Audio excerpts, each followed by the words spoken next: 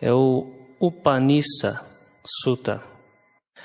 E esse trecho que eu vou ler fala sobre o insight, sobre o desenvolvimento da prática Vipassana Bhavana. Bhavana em Pali é desenvolvimento ou cultivo. E Vipassana seria insight. Conhecimento e visão das coisas como elas na verdade são. Em Pali, Yatha Bhuta Jnana Dassana. A concentração é a condição necessária para o conhecimento e visão das coisas como elas na verdade são. Apesar do aspecto elevado e sublime dessas realizações exaltadas, que seriam os dhyanas, a imersão em profunda concentração não é o fim do caminho budista. A unificação da consciência efetuada por meio da meditação de tranquilidade é apenas um meio para um novo estágio da prática. Este estágio é iniciado com o próximo elo da série, o conhecimento e visão das coisas como elas na verdade são, Yatha Bhuta Jnana Dassana, constituindo o desenvolvimento do insight, Vipassana Bhavana. Através de sua profunda concentração, o meditador é capaz de suprimir as impurezas e os obstáculos, a fim de trazê-las para um estado de quietude, onde já não invadem os processos ativos de pensamento ou a proliferação mental, papancha em Pali. Mas, sob a calma superficial, as contaminações se encontram latentes, prontas para brotar novamente se provocadas. Enquanto as impurezas permanecem presentes, mesmo que apenas na forma latente, a libertação do sofrimento ainda não foi alcançada. Isto, pois as tendências e as latências das contaminações, enquanto encontradas silenciosamente presentes no contínuo mental, podem ainda regenerar a roda do samsara, do contínuo nascer e morrer.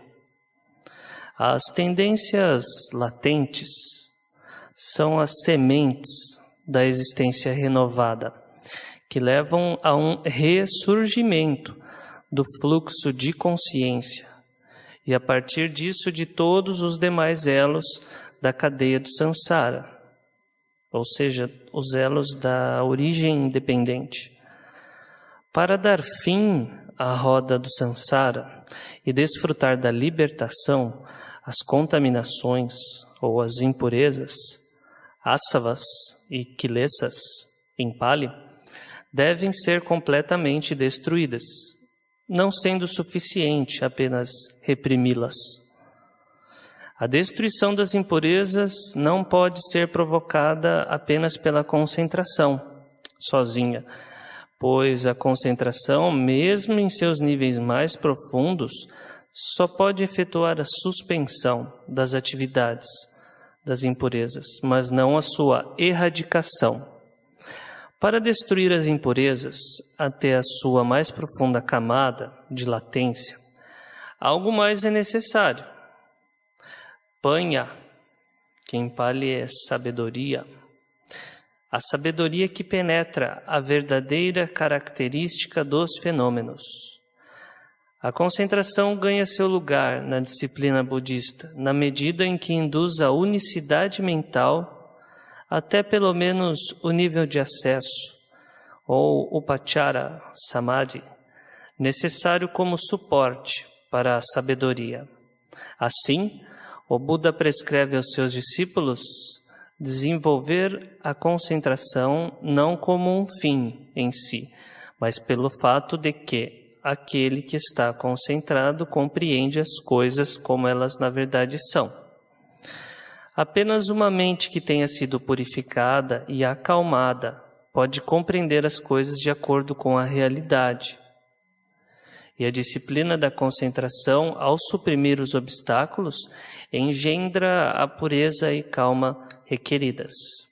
O trabalho real, no entanto, de erradicar as impurezas, é realizado exclusivamente pela sabedoria ou pelo entendimento correto. A sabedoria é a única coisa necessária na eliminação das impurezas, uma vez que a mais fundamental de todas as impurezas é a ignorância, a vidya em Pali. A ignorância é o pendural sobre o qual todas as outras contaminações convergem e o eixo central que as sustenta, todas no lugar. Enquanto a ignorância permanecer, as demais permanecem. E para que as outras contaminações sejam destruídas, ela deve ser destruída. Doutrinariamente definida como ignorância em relação às 4 nobres verdades, a ignorância significa tanto a falta de informações específicas, como um básico desentendimento sobre a verdadeira natureza das coisas, tal como expresso nas 4 nobres verdades. Uma vez que a erradicação das impurezas depende da erradicação da ignorância, o único fator capaz de abolir as contaminações é o fator capaz de abolir a sua raiz fundamental. E este é a antítese direta da ignorância, a sabedoria, ou o conhecimento e visão das coisas como elas na realidade são. Por essa razão, no início do Upanishad Sutta, o Buda proclama: a destruição das impurezas é realizada por aquele que sabe e que vê, não por aquele que não sabe e não vê. As contaminações exemplificadas nas impurezas somente poderão ser destruídas por aquele que vence a ignorância pela sabedoria, que conhece e vê a realidade dos fenômenos.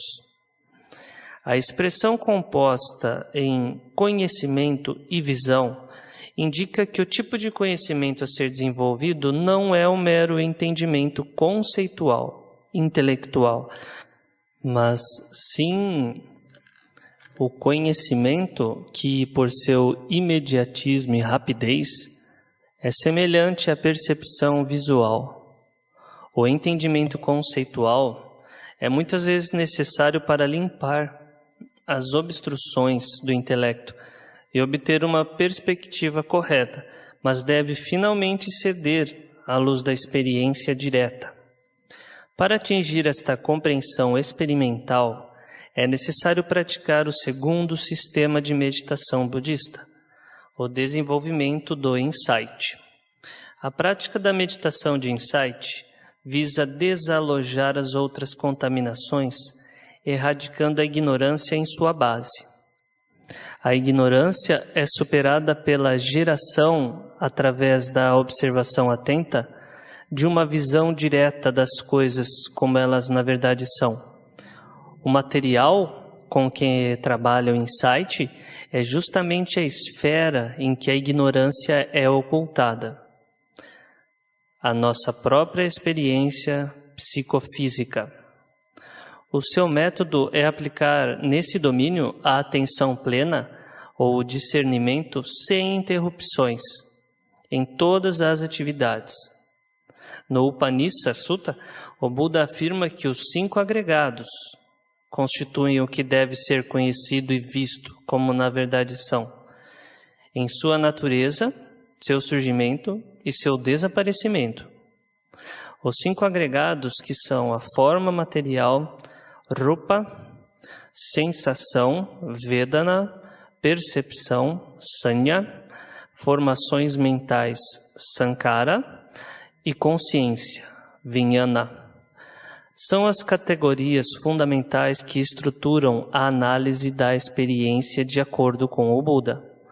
Cada ocasião experiencial, a partir da perspectiva budista, é um processo complexo que envolve uma série de fatores que funcionam em uníssono. Para a consciência normal, não analítica, Este complexo unificado aparece como uma massa uniforme, uma falsa aparência que, quando aceita ao pé da letra, leva à suposição de um eu, de um ego simples e sólido, como o tema permanente da cognição, ou seja, a suposição de uma individualidade permanente, que no budismo constitui o erro conceitual básico que domina nosso horizonte mental. É a camada mais externa da projeção egoísta, protegendo a ignorância pré-conceitual e, portanto, o primeiro dos 10 grilhões a ser quebrado ao longo do caminho para a libertação. Para dissipar a ilusão da individualidade independente, o processo experiencial deve ser submetido a um exame minucioso que corrija as falsas percepções que contribuem para sua formação. A primeira fase desse exame é a dissecação do tecido cognitivo nos fios distintos que formam a sua estrutura. Essas linhas ou elementos são os 5 agregados. O agregado, ou khandha, em Pali, da forma material, cobre o lado físico da experiência, que inclui ambos os objetos materiais externos e o corpo, juntamente com as suas faculdades sensoriais. Os outros 4 agregados constituem o lado mental da experiência. A sensação é a qualidade afetiva do prazer ou dor, ou o tom neutro de nem prazer nem dor, presente em qualquer ocasião de atividade mental. A percepção é a faculdade seletiva, que destaca as marcas distintas do objeto, como uma base para o reconhecimento. O agregado das formações é uma categoria abrangente que incorpora todos os fatores mentais que não sejam a sensação e a percepção, sendo a volição ou a vontade, o fazedor, é o fator mental mais visível ou proeminente, que se manifesta com as ações pelo corpo, linguagem ou as proliferações mentais através da mente. A consciência, por sua vez, é em si a faculdade da cognição, que conhece, que sustenta e coordena todos os outros fatores na tarefa de aprender o objeto. Esses 5 agregados funcionam em completa autonomia e inteiramente através do seu apoio recíproco, sem necessidade de um princípio autossubsistente unificador, a ser identificado como um ego ou um eu, espírito, alma ou sujeito de ação e conhecimento. A fim de desenvolver o conhecimento e visão das coisas como elas na verdade são, no que diz respeito aos agregados, o meditador deve primeiro emergir de seu estado de profunda concentração, uma vez que a faculdade analítica, silenciada nas dobras da tranquilidade, tem de ser posta em ação para efetuar a dissecação requerida. Com sua mente clara e flexível, como resultado da concentração, o meditador cuida dos diversos fenômenos que vêm para o alcance de sua consciência. Os fenômenos são contemplados tão logo se manifestem, e as suas características mais salientes são determinadas. Então, com base nisso, os fenômenos são compreendidos em seu devido lugar dentre os agregados. Tudo o que é físico pertence ao agregado da materialidade. O que registra o tom afetivo é compreendido como pertencente ao agregado da sensação. O que nota as marcas do objeto pertence ao agregado percepção. As vontades, quaisquer que sejam, são entendidas como parte do agregado das formações mentais, e tudo aquilo que constitui a cognição é pertencente ao agregado da consciência. Os agregados podem ainda ser agrupados em um esquema mais simples, pela colocação da forma material de um lado e os 4 agregados mentais do outro. e os dois sendo acoplados como mentalidade e materialidade, Namarupa em Pali. Em seguida, são correlacionados com suas causas e condições para expor sua própria natureza de surgimento dependente. O procedimento analítico gera a percepção de que a experiência é apenas um duplo fluxo de eventos materiais e mentais sem um eu subsistente. O procedimento sintético deixa claro que todos esses eventos são fenômenos condicionados que surgem quando as condições estão presentes e cessam quando as suas condições desaparecem. Esta constatação última torna-se o portal para a próxima fase, importante no desenvolvimento do entendimento, a contemplação do surgimento e desaparecimento. Na medida em que o meditador atende aos agregados que surgem, ele vê como cada um passa pelo mesmo processo de surgimento, mudança e desaparecimento. Tal é o surgimento da forma material, da sensação, percepção, formações e consciência. Tal é o desaparecimento da forma material, sensações, percepções, formações e da consciência. A contemplação do surgimento e desaparecimento traz à tona as três características, tilakkhana, comuns a todos os fenômenos condicionados: a impermanência, a anicca, insatisfação e sofrimento, dukkha, e não eu, anatta. A impermanência é geralmente a primeira característica a ser discernida. Então logo fica claro através da atenção imediata dada ao surgir e desaparecer. A percepção de anicca, ou impermanência, leva diretamente ao insight das demais características, que derivam naturalmente da primeira. A noção de felicidade ou prazer, ao nível da compreensão filosófica, em vez de mera sensação, depende de uma noção implícita de permanência.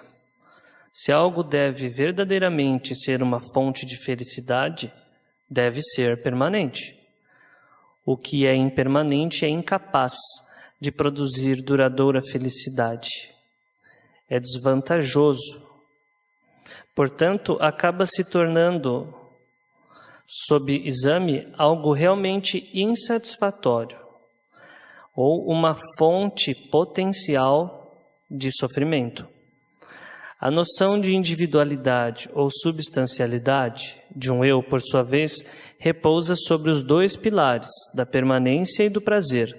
O que é impermanente e insatisfatório não pode ser identificado como substancial em si, pois carece de qualquer núcleo sólido e imutável, sobre a qual a noção de individualidade possa ser alicerçada.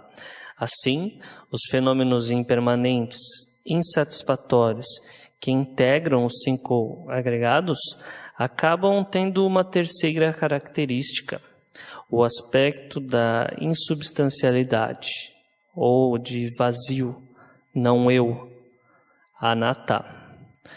A realização dessas 3 características, através do discernimento direto e sem intermediários, é o conhecimento e visão das coisas como elas na verdade são.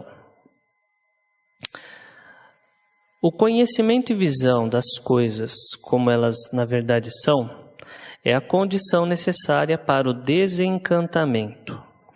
À medida em que o meditador medita sobre o surgimento e desaparecimento dos 5 agregados, sua atenção fica afiada para a fase final do processo, a sua dissolução e extinção.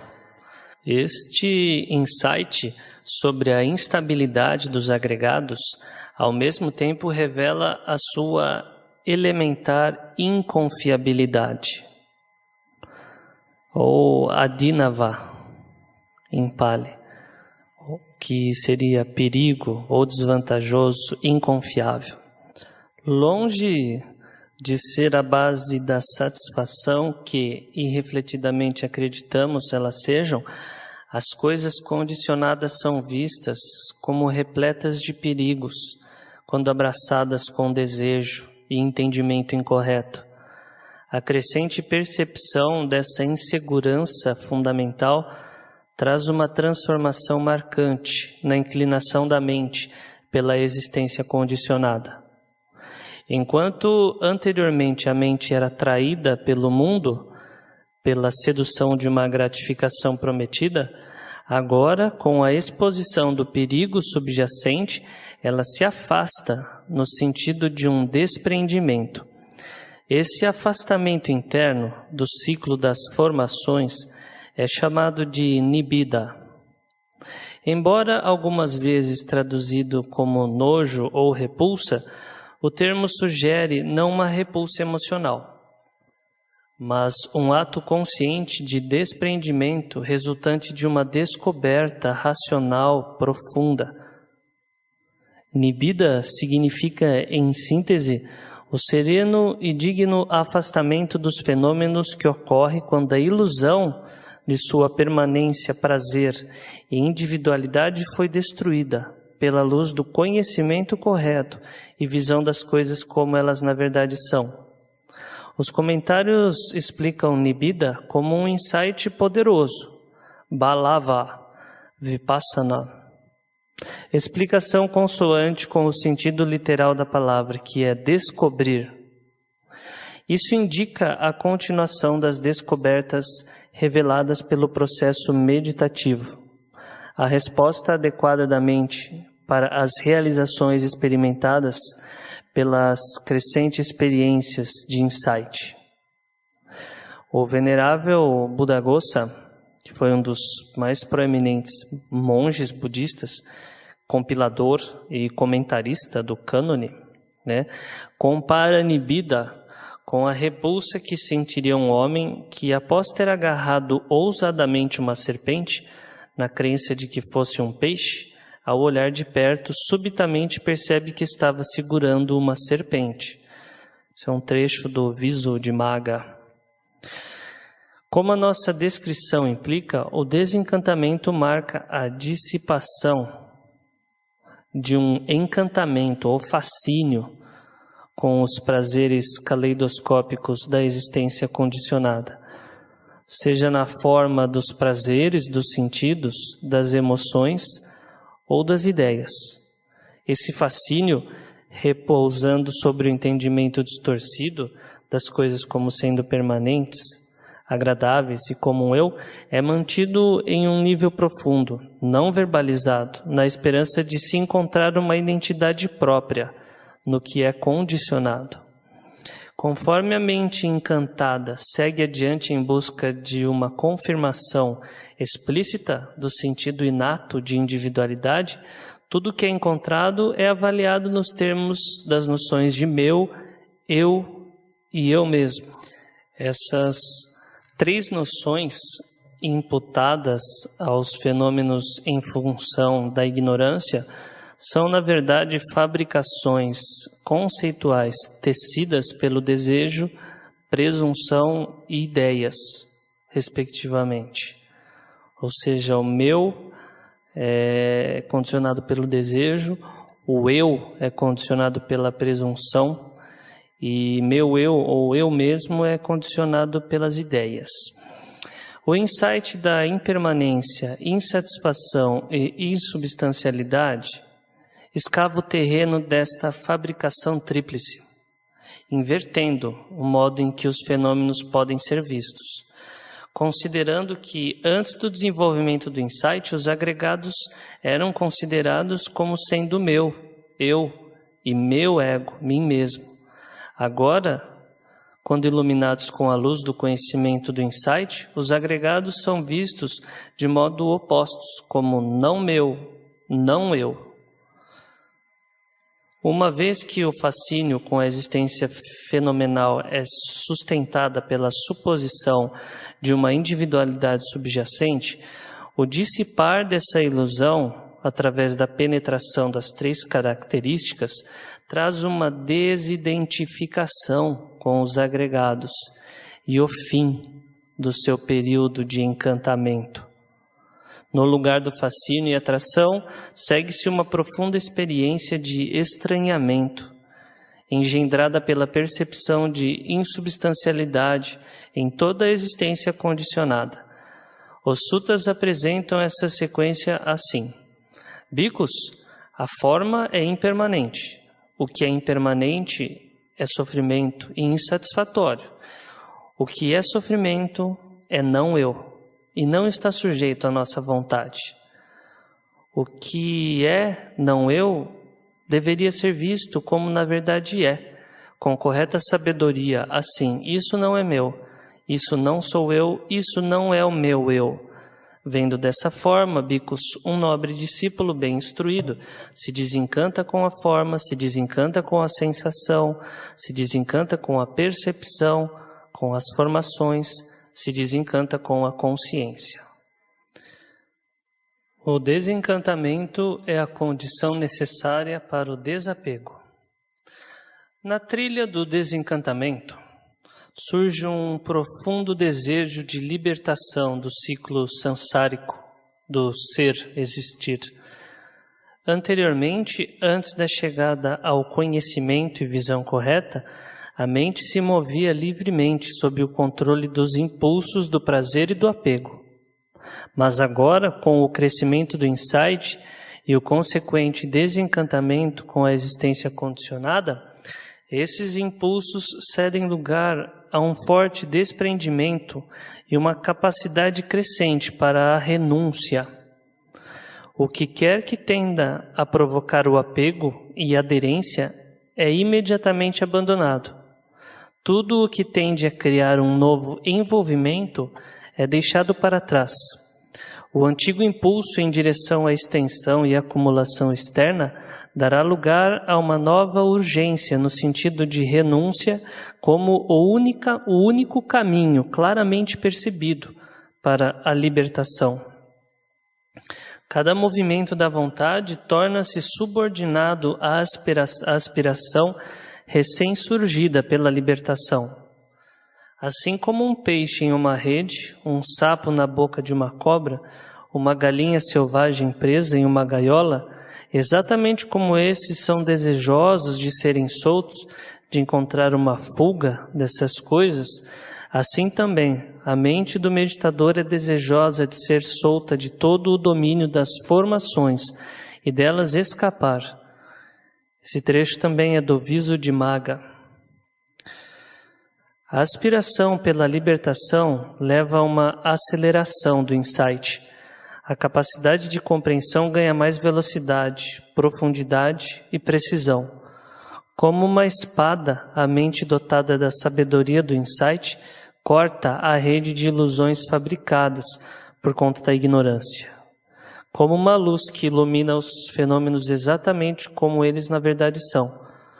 Na medida em que o poder de insight ganha corpo, impulsionado pelo anseio pela libertação, é alcançado um ponto onde finalmente uma guinada fundamental ocorre no íntimo da consciência, causando uma reestruturação radical da vida mental.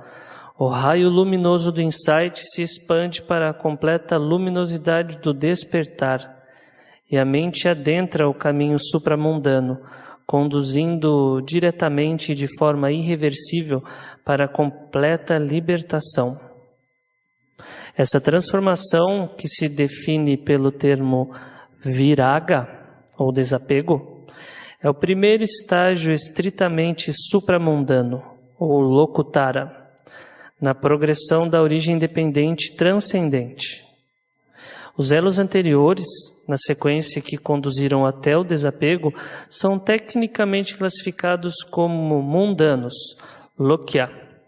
Embora vagamente chamados de transcendentes, no sentido de que são direcionados para o incondicionado, eles ainda eram mundanos em termos de seu alcance, uma vez que operavam inteiramente dentro do alcance do mundo condicionado. Seus objetos de preocupação ainda eram os 5 agregados, ou coisas derivadas destes. Mas com a conquista do desapego, a consciência segue claramente para além do nível mundano e por um momento fugaz toma como seu objeto o estado incondicionado, Nibbana. Eu vou ler um trechinho de alguns suttas. Nota sobre Nibbana. Nibbana, ou Nibbana, é a denominação para a libertação transcendente e singularmente indescritível, que é o objetivo final dos ensinamentos do Buda. Definido em função do que é. Isto é a paz, isto é o sublime, isto é o silenciar de todas as formações, o abandono de todas as aquisições, a destruição do desejo, desapego, cessação, Nibbana. Não existe fogo como a paixão, nenhum crime como a raiva, nenhuma dor como os agregados, nenhuma felicidade mais sublime que a paz de Nibbana. Fome é a pior doença, formações a principal dor. Para aquele que conhece essa verdade como na realidade ela é, Nibbana é a felicidade suprema. Saúde, o maior ganho, contentamento, a maior riqueza, uma pessoa confiável, o melhor presente. Nibbana, a felicidade suprema. Os sábios, sempre absortos em jhana, perseverando firmes no esforço, eles experimentam Nibbana, a libertação incomparável dos grilhões. E em função do que não é, existe aquela esfera em que não há nem terra, nem água, nem fogo, nem ar, nem a esfera do espaço infinito, nem a esfera da consciência infinita, nem a esfera do nada, nem a esfera da nem percepção, nem não percepção, nem este mundo, nem o próximo, nem sol, nem lua. E lá eu digo, não há vir, nem ir, nem permanecer, nem desaparecimento, nem surgimento. Não há fabricação, não é estabelecido, não desenvolve, sem suporte. Justamente isso é o fim do sofrimento. Existe, bhikkhus, o que não nasceu, o que não é fabricado, o que não é condicionado. Se não existisse o que não nasceu, o que não é fabricado, o que não é condicionado, não haveria a situação na qual a emancipação do nascido, do fabricado, do condicionado seria discernida. Porém, precisamente porque há o que não nasceu, o que não é fabricado, o que não é condicionado, a emancipação do nascido, do fabricado, do que é discernida. É um trecho do Udana. Onde as estrelas não brilham, o sol não é visível, a lua não aparece, a escuridão não é encontrada. E quando um sábio e um brahmane, através da sabedoria, compreendeu isso de modo direto, então do material e do imaterial, do prazer e da dor, ele está liberto. Então, voltando à leitura do ensaio do Bhikkhu Bodhi, embora a realização do incondicionado exija um afastamento do condicionado, deve-se ressaltar que esta realização é conseguida precisamente através da compreensão do condicionado. Nibbana não pode ser realizado evitando o confronto direto com Sansara, para se perder em um esquecimento feliz do mundo. O caminho para a libertação é um caminho de entendimento, de compreensão e transcendência, não de escapismo emocional. Nibbana só pode ser realizado pela mudança de perspectiva a partir da qual se observa Sansara e pelo exame deste em toda sua crueza e nulidade. Este princípio de que o entendimento do condicionado é o caminho para o incondicionado é verdade não apenas no sentido geral, de que uma compreensão do sofrimento é o estímulo para a busca da iluminação, mas também em um sentido mais profundo e mais filosófico. O caminho para Nibbana passa pela compreensão de Sansara, pela razão de que a realização experiencial do incondicionado emerge da prévia penetração da natureza fundamental do condicionado, sem a qual o incondicionado é impossível. Os estados da mente que realizam Nibbana são chamados de libertações, Vimokkha, em Pali. E essas libertações são 3, de acordo com o aspecto particular de Nibbana, no qual elas se fixam, seja pelo aspecto da ausência de sinal, ou em Pali Animita, seja da ausência de volição, Aparita, ou pela vacuidade, Sunyata. A libertação sem sinais incide sobre Nibbana como desprovido dos sinais determinantes de uma formação condicionada. A libertação desprovida de volições incide sobre Nibbana como livre da ânsia e do desejo. E a libertação da vacuidade incide sobre Nibbana como desprovido ou vazio de um eu ou de qualquer tipo de identidade substancial.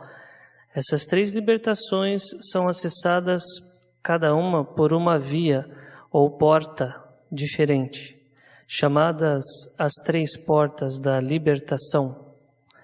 Vimokkha Mukha, Vide Visuddhimagga. Essas 3 portas significam precisamente as contemplações das 3 características universais do condicionado. Anicca, impermanência, Dukkha, sofrimento, insatisfatoriedade, e a insubstancialidade, não eu, Anatta. O insight sobre cada característica é uma porta diferente que conduz à realização do incondicionado. A profunda contemplação da impermanência é chamada a porta para a libertação sem sinais. Animita Vimokkha Mukha, uma vez que a compreensão da impermanência lança longe o sinal das formações, expondo diante da visão contemplativa a realidade sem sinais do imperecível. A contemplação do sofrimento é chamada a porta para a libertação desprovida de volição. Apanihita Vimokkha Mukha, uma vez que a compreensão do sofrimento inerente a todas as formações seca até o desejo para estas que se projeta. E a profunda contemplação do vazio de um eu é chamada a porta para a libertação da vacuidade. Sunyata Vimokkha Mukha, uma vez que expõe o vazio da identidade substancial em todos os fenômenos e, portanto, a inviabilidade do conceito de um ego, ou eu, em relação ao incondicionado. Em cada conclusão, a compreensão do condicionado e a realização do incondicionado se encontram atadas, juntas em relação direta, de modo que pela penetração do condicionado até as suas características mais profundas, o meditador passa através da porta que conduz para fora do condicionado, para a segurança suprema do incondicionado. A consciência supramundana que realiza a Nibbana diretamente penetra as 4 nobres verdades, iluminando-as todas de uma vez com uma nitidez surpreendente. Tal como um homem com boa visão é capaz de ver as formas na escuridão da noite por meio do brilho de um relâmpago, assim também esse indivíduo compreende essas 4 nobres verdades, como elas na verdade são. Isso é sofrimento, esta é a origem do sofrimento, esta é a cessação do sofrimento, este é o caminho que conduz à cessação do sofrimento. Anguttara Nikaya é o 3.25. A penetração das verdades desempenha simultaneamente 4 funções, cada uma relacionada a cada verdade. Compreender completamente, Parijanati, a primeira nobre verdade, a verdade do sofrimento, uma vez que, tomando Nibbana como seu objeto, se adquire uma perspectiva a partir da qual é possível ver diretamente que, em contraste ao incondicionado, toda coisa impermanente, contaminada, condicionada, é marcada com sofrimento. Abandonar, Pajahati, a segunda nobre verdade, a verdade da origem ou causa do sofrimento, uma vez que elimina o desejo e as impurezas que originam o sofrimento, de forma que estes nunca mais poderão surgir novamente. Realizar Satikirya, a terceira nobre verdade, a verdade da cessação, por compreender Nibbana, onde todo o sofrimento do Sansara é permanentemente extirpado. Desenvolver Bhavati, o caminho, a quarta nobre verdade, uma vez que no momento da penetração, os 8 fatores mentais que integram o nobre caminho óctuplo simultaneamente surgem executando a tarefa de realização. A visão ou entendimento correto, Samadhi, vê o incondicionado. O pensamento correto, Sammasankappa, dirige a mente para o incondicionado. A fala ou linguagem correta, Sammavacha, ação correta, Sammakamanta, e o meio de vida correto, Sammadhivo, erradicam seus opostos. O esforço correto, Samavayama, revigora a mente. A atenção plena correta, Sammasati, fixa a atenção sobre o incondicionado. E a concentração correta, Sammasamadhi, unifica a mente na absorção do incondicionado. Os antigos comparavam a capacidade da mente de realizar essa função quádrupla à queima de uma lâmpada. Assim como uma lâmpada simultaneamente queima o pavio, dissipa as trevas, cria a luz e consome o óleo, do mesmo modo o conhecimento supramundano simultaneamente compreende o sofrimento, abandona o desejo, realiza Nibbana e desenvolve o caminho. Vide Visuddhimagga também. O avanço para o incondicionado se apresenta em 4 estágios distintos chamados os 4 caminhos supramundanos. Cada experiência momentânea do caminho erradica um grupo determinado de contaminações, classificadas em graus de grosseria e sutileza, de modo que o primeiro caminho elimina as contaminações mais grosseiras e o 4º caminho as mais sutis.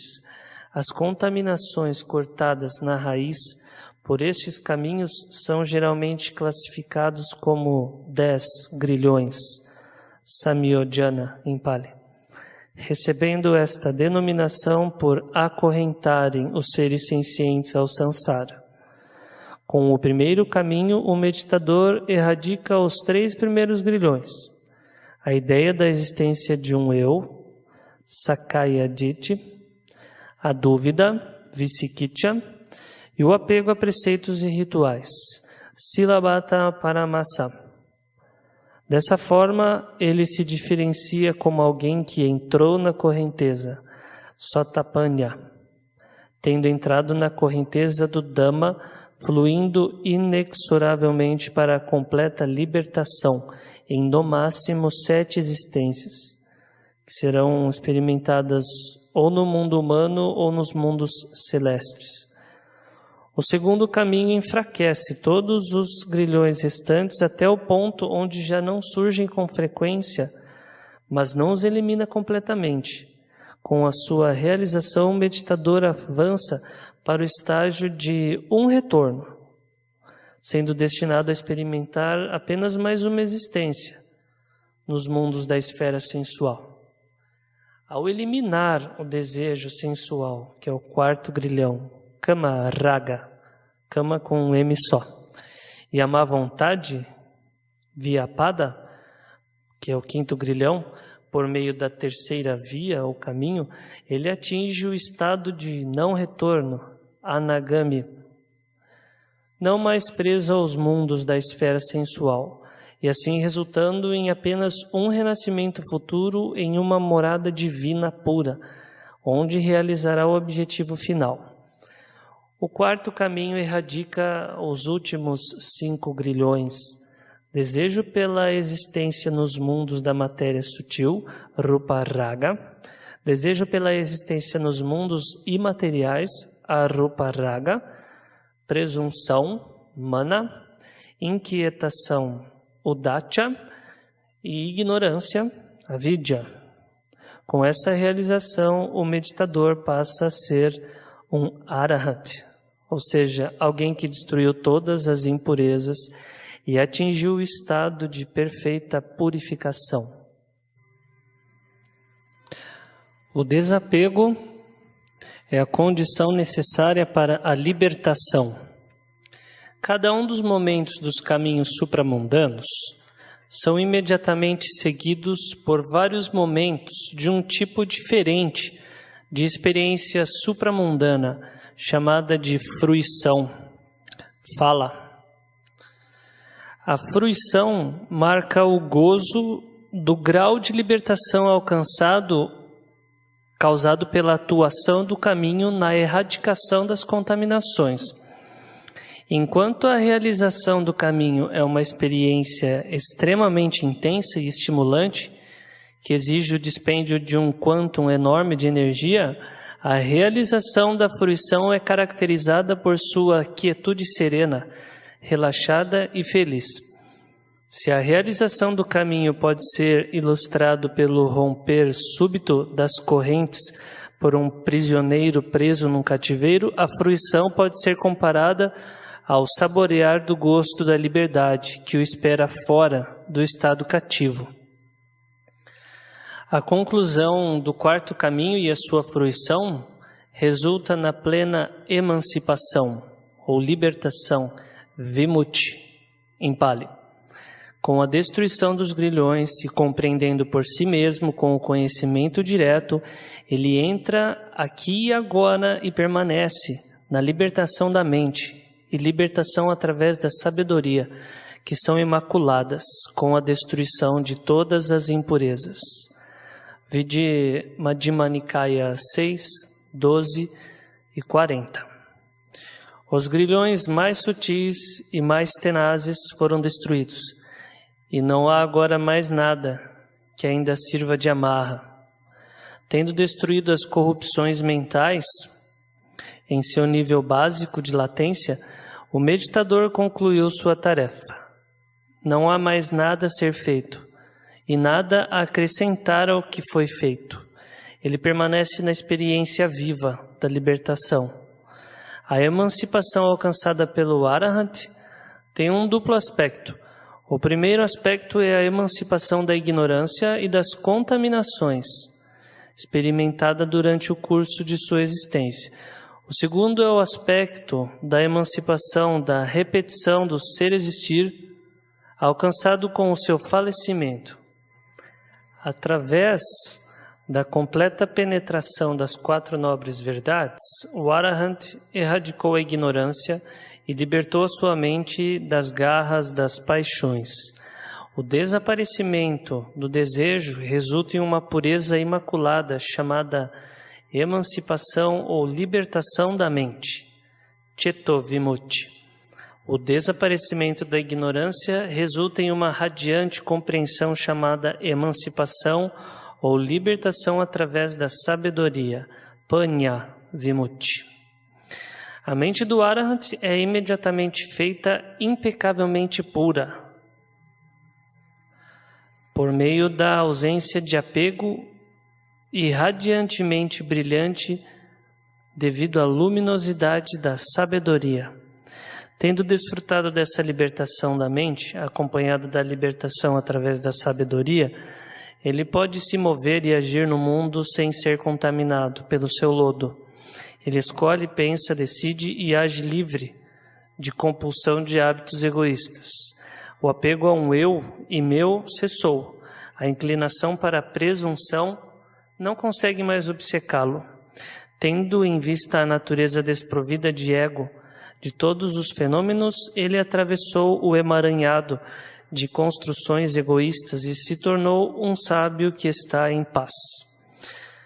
Uma vez que ele destruiu as contaminações, quaisquer perturbações que poderiam acometer uma pessoa não mais lhe fazem mal. Mesmo que objetos dos sentidos sublimes e impressionantes entrem no campo de visão de sua percepção, eles não podem sobrecarregar sua mente.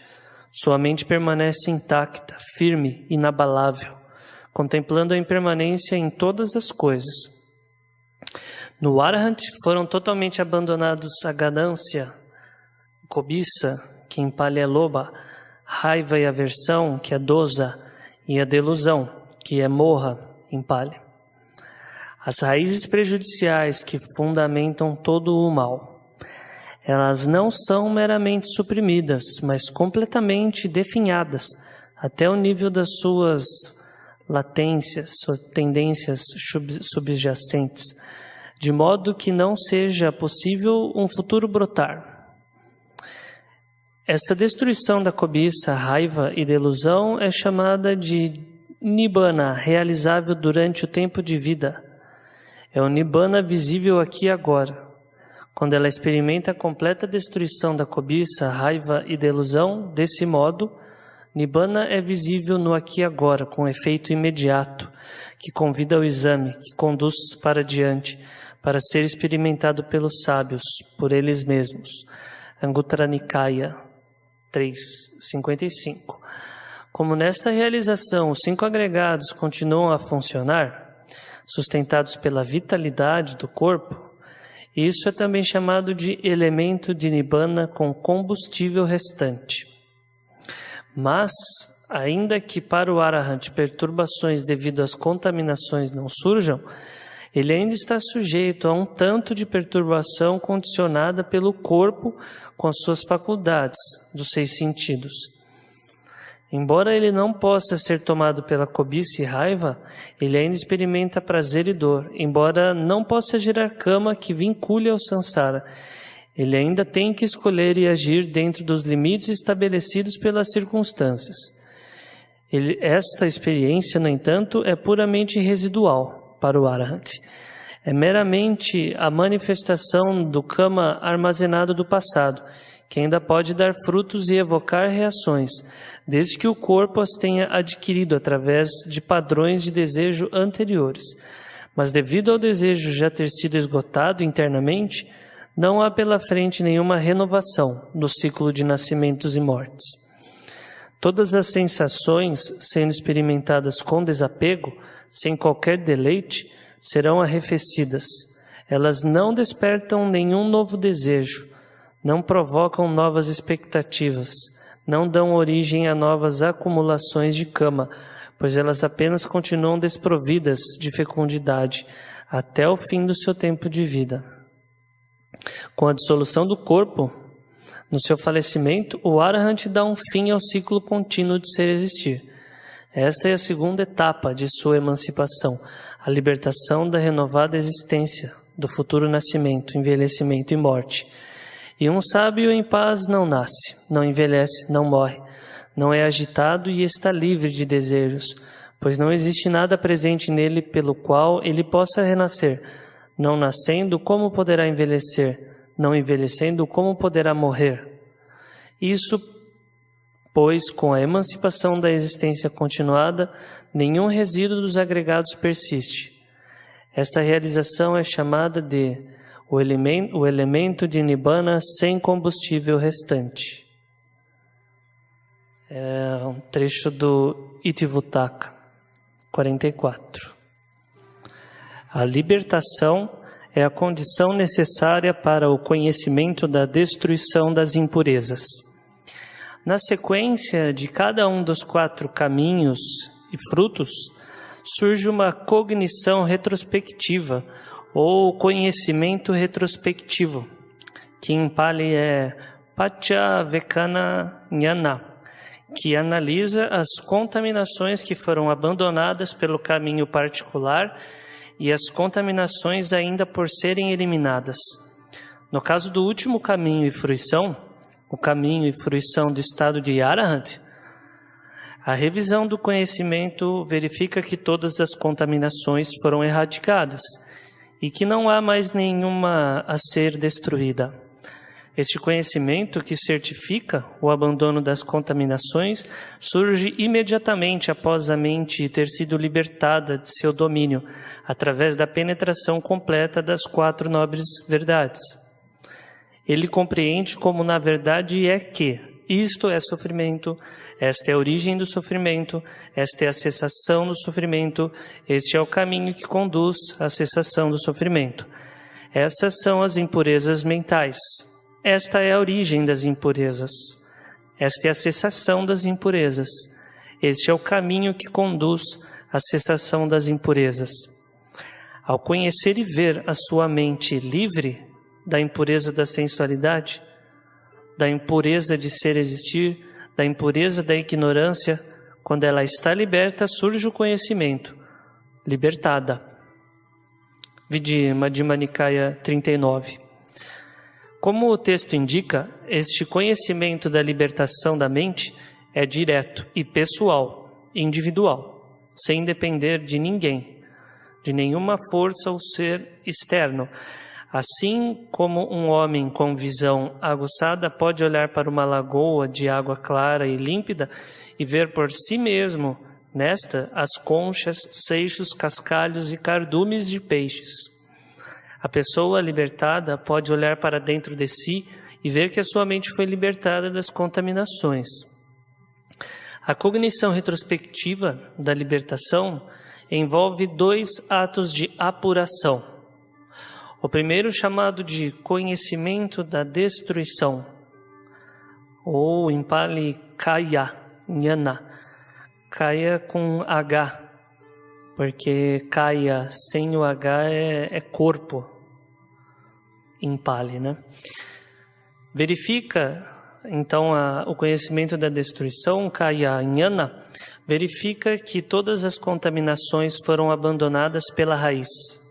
O segundo, que é o conhecimento do não surgimento, que em Pali é Anupade Jnana, verifica que nenhuma contaminação pode jamais surgir novamente. Os 2 juntos são também chamados de o conhecimento e a visão da libertação, Vimutti Jnanadasana. O uso da palavra visão, mais uma vez enfatizando a imediatez perceptiva do conhecimento pelo qual a mente verifica a sua própria libertação das contaminações. Através da posse deste conhecimento, aquele que destruiu as contaminações não só experimenta a liberdade que resulta de sua destruição, mas adquire também uma certeza interior no qual diz respeito à sua destruição. Se o indivíduo liberto só gozasse a libertação das contaminações, sem igualmente desfrutar do conhecimento indubitável de sua libertação, a sua libertação, realização seria sempre assombrada por uma suspeita interior de que talvez, afinal, algum traço de vulnerabilidade permanecesse. Mesmo que nenhuma contaminação jamais viesse a se manifestar, a sombra da incerteza iria ela mesma arruinar a afirmação da perfeição da realização. No entanto, uma vez que a realização do estado de Arahant automaticamente gera uma cognição retrospectiva que averigua o abandono definitivo de todas as contaminações, não há espaço para que surja tal suspeita. Como um gamo em uma floresta remota, longe do alcance dos caçadores, aquele que atravessou a margem do apego ao mundo caminha com confiança, está em pé com confiança, senta-se com confiança, dorme com confiança. Madhyama Nikaya 26, que é o Arya Pariyesana, a busca nobre. Ele está e sabe que está fora do alcance das contaminações. Embora o conhecimento da destruição das contaminações não se configure sempre na consciência do Arahant, este está permanentemente à sua disposição e aguarda apenas a sua chamada para se fazer presente. Uma vez que as contaminações foram erradicadas, sempre que o Arahant olha para sua mente, ele pode ver imediatamente que elas foram destruídas. Os suttas ilustram isto com um símile relevante. Quanto a isso, Sandaka, eu explicarei com um símile, pois alguns sábios compreendem o significado de um enunciado através de um símile. Suponha que as mãos e os pés de um homem tenham sido cortados. Da mesma forma, Sandaka, quando um bhikkhu é um arahant com as impurezas destruídas, o seu conhecimento e visão de que as impurezas foram destruídas não estão presentes nele de forma contínua e ininterrupta. Quer ele esteja andando em pé, dormindo ou desperto, ao invés disso, ele sabe que minhas impurezas foram destruídas, apenas quando ele revisa esse fato, se assim o quiser. Madhyama Nikaya 76. O Arahant entende que as contaminações que ele erradicou causavam a escravidão ao ciclo de existências, de nascimentos e mortes e sofrimento. Ele as vê como impurezas que contaminam, que causam a renovação de ser e existir, que causam problemas, que amadurecem no sofrimento e que conduzem ao futuro nascimento, envelhecimento e morte. Daí, testemunhando a sua completa erradicação em si mesmo, ele ganha a certeza de sua emancipação do cativeiro. Inabalável é a libertação da minha mente. Este é o último nascimento. Não há mais vir a ser a nenhum estado. Madhyama Nikaya 26 também. Esse conhecimento continua a ser uma parte inalienável da herança espiritual do Arahant. É a base para a sua garantia de imunidade de um futuro ser existir. Em razão desse conhecimento, ele soa o rugido do leão com o qual ele sela seu triunfo sobre os ciclos de repetidos nascimentos. O nascimento foi destruído, a vida santa foi vivida. O que deveria ser feito foi feito. O fardo foi deposto. Não há mais vir a ser a nenhum estado.